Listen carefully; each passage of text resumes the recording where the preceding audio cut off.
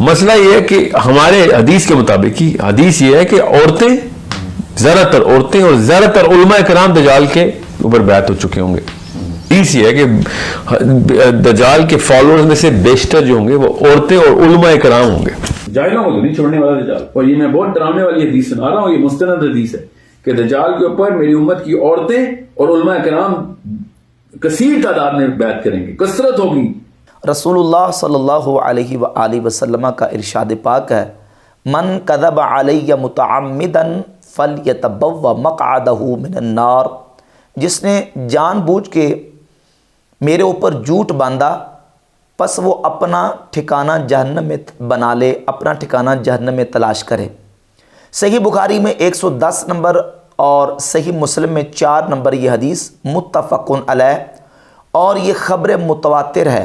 رسول اللہ صلی اللہ علیہ وآلہ وسلم نے اس حدیث میں شدید وعید بیان کی ہے ان لوگوں کے لیے جو رسول اللہ صلی اللہ علیہ وآلہ وسلم کی ذات اقدس کی طرف جھوٹ منسوب کرتے ہیں, آپ علیہ الصلوۃ والسلام پر جھوٹ باندھتے ہیں. ایک طبقہ اس وقت سوشل میڈیا پہ موجود ہے جن کا دن رات کا کام یہ ہے کہ کسی طریقے سے عوام کو علماء سے بدظن کر کے, علماء کی نفرت دلا کے علماء کی جگہ خود لے لی جائے اور دنیا کا منصب بھی سنبھال لیا جائے اور دین کا جو منصب ہے وہ بھی سنبھال لیا جائے. اب وہ ایڑی چوٹی کا زور لگاتے ہیں کہ کسی طریقے سے عوام کو علماء سے بدظن اور متنفر کیا جائے.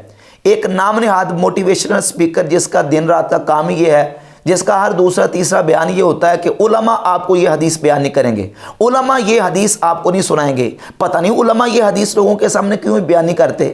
اب میں اس پر بھی انشاءاللہ بات کروں گا کہ علماء حدیث کیوں بیان نہیں کرتے.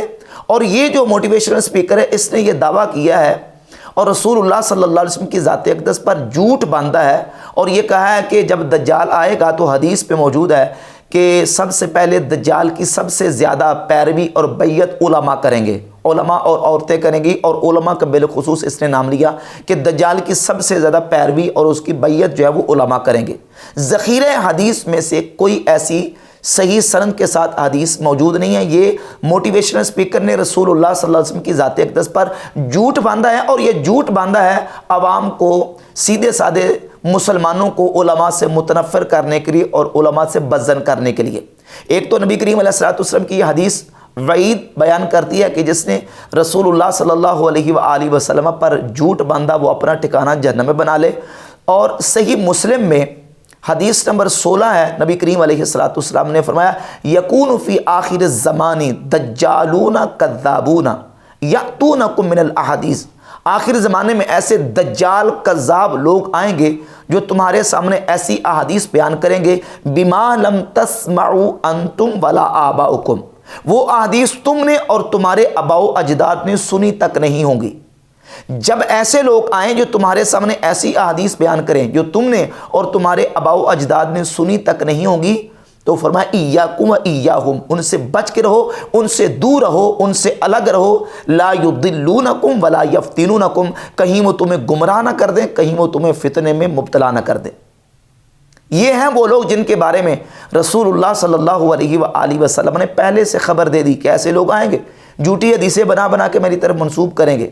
اور اس کا واضح مطلب یہ ہے کہ یا تو احادیث ایسی جھوٹی بنا کے پیش کریں گے, بیان کریں گے, یا یہ کہ احادیث بیان کر کے اس میں تعریف معنوی کا ارتکاب کریں گے. تو دونوں مجرم ہیں. اب رسول اللہ صلی اللہ علیہ وسلم کی ذات اقدس کی طرف حدیث منسوب کر دی اس موٹیویشنل سپیکر نے کہ علماء جو ہے وہ دجال کے سب سے زیادہ پیروکار بنیں گے اور سب سے زیادہ دجال کی بیعت کریں گے. تو اب یہ حدیث دنیا کائنات کے کسی ذخیرہ حدیث کے اندر موجود نہیں ہے. پھر اسی موٹیویشنل سپیکر نے ایک پوڈ کاسٹ کے دوران ایک اور روایت بیان کی اور کہا کہ یہ حدیث پتہ نہیں علماء کیوں بیان نہیں کرتے کہ دجال جو ہے وہ پھدک کے آسمان کی طرف جا رہا ہے, زمین سے باؤنس ہو رہا ہے اور اس کو ویڈیو میں جکڑا ہوا ہے اور پھر اس کو نیچے لا جاتا ہے اور باؤنس ہو کے وہ آسمان کی طرف جا رہا ہے زنجیروں سے. اور حدیث وہ والی پتہ نہیں کیوں نہیں بتائی جاتی جو کہ صحیح حدیث ہے, زیادہ صحیح ہوئے حدیث ہے کہ دجال خالی باندھا نہیں ہوا, وہ پھدک کے آسمان پہ جا رہا ہے اور کوئی فورس ایسی ہے جو اس کو واپس زمین پہ کھینچتی ہے, باؤنس ہو رہا ہے, آسمان میں لگ رہا ہے پھر واپس آ رہا ہے. صحیح حدیث ہے جی جی بالکل بالکل بالکل 100% مستند حدیث ہے, ہر طریقے سے متفق علیہ ہے. حالانکہ یہ حدیث کی ایک اصطلاح ہے متفق علیہ. متفقن علیہ یعنی جس پر اتفاق کیا گیا ہے، اور یہ اصطلاح وہاں استعمال کی جاتی ہے جہاں جس حدیث پر امام بخاری اور امام مسلم دونوں متفق ہوں، یعنی دونوں نے اتفاق کر لیا ہو، بخاری مسلم میں حدیث آئی ہو، اس کو کہتے ہیں متفقن علیہ۔ یہ علماء کی جگہ لینا چاہتے ہیں، اور پھر علماء سے متنفر و بدظن کرنے کے پیچھے جو ان کے سازش اور پلاننگ ہے وہ بھی یہی ہے کہ تاکہ ہم عوام کو علماء سے بدظن کریں، متنفر کریں، دور کریں، اور ان کی جگہ ہم خود لے لیں، اور پھر یہ دعویٰ کریں گے کہ علماء پتہ نہیں یہ حدیث کیوں نہیں بیان کرتے۔ یہ حدیث آپ کو علماء نہیں بتائیں گے۔ بھائی علماء کیوں نہیں بتائیں گے؟ علماء کی کیا اس میں غرض پوشیدہ ہے کہ علماء کسی حدیث کو بیان نہیں کریں گے؟ اگر کوئی عالم کسی حدیث کو بیان نہیں کرتا تو دیکھیں، حدیث دین ہے، یہ علم ہے، اور علم کی بات، دین کی بات، اس کے بیان کرنے کے ہمارے دین نے تقاضے رکھے ہیں۔ جو دین کا عالم ہے، باقاعدہ دین کو جس نے پڑھا ہے، دین کے تقاضوں کو سمجھتا ہے، تو وہ یہ بات بھی جانتا ہے کہ دین کی منشا اور مراد کیا ہے، دین کی کون سی بات کہاں کرنی اور کہاں نہیں کرنی۔ اسی لیے امام بخاری رحمۃ اللہ علیہ نے صحیح بخاری میں حدیث نمبر 126 کے اوپر اور 127 کے اوپر 127 کے اوپر یہ عنوان قائم کیا ہے، باب من خص بالعلم قوما دون قوم کراہیت اللہ یفہموا۔ علم دینے کے لیے ایک قوم کو خاص کر لینا دوسری قوم کو چھوڑ کر، کہ ایک قوم کو علم دینا ہے اور دوسری قوم کو علم کی بات، یہ علم کی بات نہیں بتانی، کراہیت اللہ یفہموا، اس بات کو ناپسند کرتے ہوئے کہ وہ اس کو سمجھ نہیں سکیں گے، وہ اس کی مراد تک، منشا تک نہیں جا سکیں گے، لہذا یہ بات ان کے سامنے بیان نہیں کرنی۔ اور اس کے تحت امام بخاری رحمۃ اللہ علیہ مولا علی رضی اللہ تعالیٰ عنہ کا فرمان لے کے حدیث نمبر 127 صحیح بخاری کی، حدث الناس بما یعرفون، مولا علی فرماتے ہیں لوگوں کے سامنے وہ حدیث بیان کرو جس کو وہ سمجھ سکتے ہیں، بما یعرفون اے یفہمون۔ فتح الباری میں امام ابن حجر عسقلانی نے اس کا ترجمہ کیا اے یفہمون، یعنی تم لوگوں کے سامنے وہ حدیث بیان کرو جس کو وہ سمجھ سکتے ہیں۔ اتحبون ان یکذب اللہ ورسولہ، کیا تم یہ چاہتے ہو کہ اللہ اور اس کے رسول کو جھٹلایا جائے؟ لوگ اللہ اور اس کے رسول کو جھٹلانا شروع کر دیں، تم یہ چاہتے ہو؟ لہذا ایسی حدیث لوگوں کے سامنے بیان نہ کرو جس کو وہ سمجھ نہیں سکتے۔ اور پھر 129 نمبر حدیث امام بخاری لے کے ہے، رسول اللہ صلی اللہ علیہ وآلہ وسلم نے سیدنا معاذ بن جبل رضی اللہ تعالیٰ عنہ کو ایک حدیث بیان کی، تو انہوں نے عرض کی حضور میں لوگوں کو جا کے اس کی خوشخبری سنا دوں، الا ابشر الناس، کیا میں لوگوں کو اس کی خوشخبری سنا دوں؟ تو نبی پاک صلی اللہ علیہ وآلہ وسلم نے فرمایا لا انی اخاف ان یتکلوا، یہ حدیث تم نے لوگوں کے سامنے بیان نہیں کرنی، مجھے ڈر ہے کہ وہ اسی پر بھروسہ کر کے بیٹھ جائیں گے۔ تو نبی کریم علیہ الصلوۃ والسلام نے اپنے ایک صحابی کو حدیث بیان کرنے کے بعد کہا کہ تم نے یہ حدیث عوام کے سامنے، لوگوں کے سامنے بیان نہیں کرنی۔ تو یہ تو دین کا تقاضا کہ ہر بات ہر بندے کے سامنے بیان نہیں کرنی۔ کلموا الناس علی قدر عقولہم، لوگوں کی عقلوں کے مطابق ان کے ساتھ بات کرو، انزلوا الناس علی قدر منازلہم، لوگوں کو ان کے مرتبے کے مطابق رکھو۔ اور صحیح بخاری میں حدیث نمبر 126 کے اوپر امام بخاری نے باب قائم کیا ہے، باب من ترک بعد الاختیار مخافۃ ان یقصر فہم بعض الناس عنہ فیقع فی اشد منہ، بعض اس بات کے بیان میں کہ بعض چیزوں کو، اختیاری چیزوں کو ترک کر دینا اس ڈر کی وجہ سے کہ بعض لوگوں کی فہم اور سمجھ اس تک نہیں پہنچ سکے گی، پس وہ اس سے بڑی چیز میں واقع ہو جائیں گے۔ اور صحیح مسلم کے اندر امام مسلم رحمۃ اللہ علیہ سیدنا عبداللہ ابن مسعود رضی اللہ تعالیٰ کا قول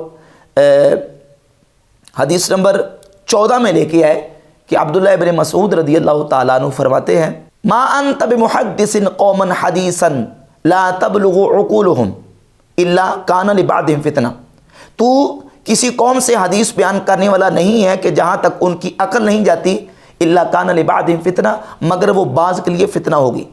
یعنی جب ان کی عقل وہاں تک نہیں جائے گی، وہ اس کو سمجھ نہیں سکیں گے، اس کی منشا اور مراد تک نہیں پہنچ سکیں گے، تو پھر وہ حدیث ان کے لیے فتنہ بن جائے گی۔ تو یہ تو دین کا تقاضا اور دین کی منشا ہے کہ ہر حدیث اور ہر بیان عوام کے سامنے، لوگوں کے سامنے بیان نہیں کرنا۔ جو دین کا عالم ہے، وہ دین کو جاننے والا یہ بھی سمجھتا ہے کہ دین کا تقاضا کیا ہے اور دین کی بات کہاں کرنی اور کہاں نہیں کرنی۔ اور یہ ہر دوسری تیسری گفتگو میں یہ کہے گا موٹیویشنل اسپیکر کہ علماء پتہ نہیں یہ حدیث کیوں نہیں بیان کرتے۔ اور پھر ایک پوڈ کاسٹ کے دوران اس نے امت مسلمہ کے حوالے سے ایک بہت بڑی خطرناک سٹیٹمنٹ دی اور یہ کہا کہ رسول اللہ صلی اللہ علیہ وآلہ وسلم نے اس امت کو 1 ارب 70 کروڑ تک پہنچایا اور اس امت کی بعض نسلوں نے اس امت کو پھر دوبارہ صفر پہ کھڑا کر دیا. یہ اس لیے میں آپ کو بتا رہا ہوں، نبی علیہ السلام نے 0 سے اسلام 1 ارب 70 کروڑ کیا، اور ہماری کچھ نسلوں نے 1 ارب 70 کروڑ سے اسلام 0 پہ کر دیا.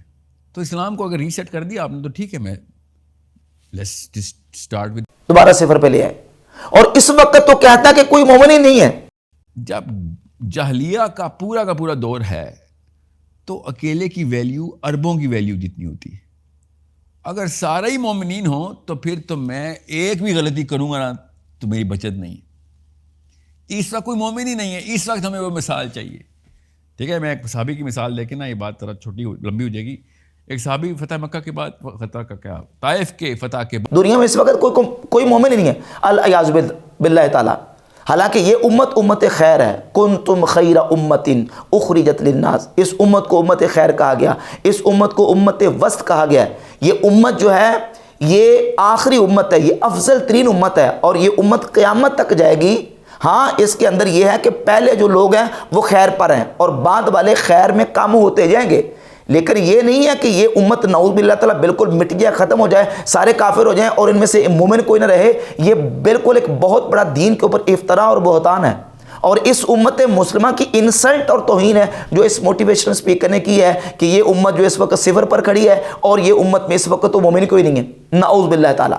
حالانکہ اس امت کے اندر ہر دور میں، ہر زمانے میں قیامت کی صبح تک ایمان والے بحمد تعالیٰ قائم ہیں. بلکہ اس امت کی تو یہ شان ہے کہ رسول اللہ صلی اللہ علیہ وسلم کی حدیث ہے کہ یہ امت کبھی گمراہی پر جمع نہیں ہو سکتی. اس امت کو تو اللہ رب العزت نے یہ شرف عطا فرمایا ہے کہ یہ امت جو ہے وہ گمراہی پہ جمع نہیں ہو سکتی. اور یہ موٹیویشنل اسپیکر جو ہے وہ ثابت یہ کر رہا ہے کہ یہ امت اس وقت اس میں سے ایمان والے ختم ہو چکے ہیں اور اس وقت کوئی مومن نہیں ہے، اور یہ امت اس وقت نعوذ باللہ تعالیٰ صفر پر کھڑی ہے. یہ مسجدیں، یہ مدارس، یہ دینی مراکز، یہ قرآن کی تلاوت، یہ حدیث کی تلاوت اور دین کا جتنا کام ہے اس کو سارے کے سارے کو نعوذ باللہ تعالیٰ صرف اپنی اس سوچ کے مطابق موٹیویشنل اسپیکر نے صفر کے برابر قرار دی ہے، جو کہ دین کے اوپر بہت بڑی جسارت ہے.